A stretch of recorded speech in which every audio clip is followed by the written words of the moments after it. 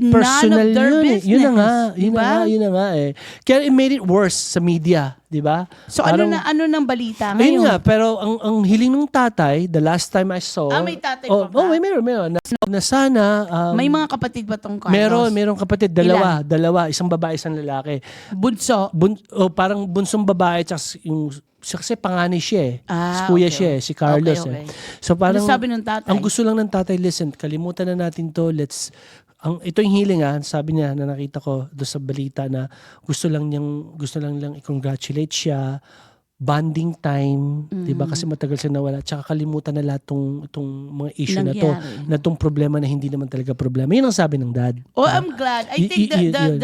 the father is level-headed. Pero the damage is done eh.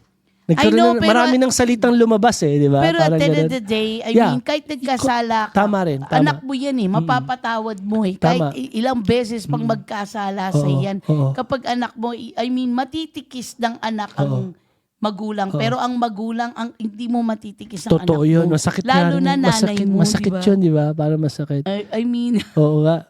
pero you know, for me, this is like, mapag-uusapan. Yeah. Pero let's go back to his performance.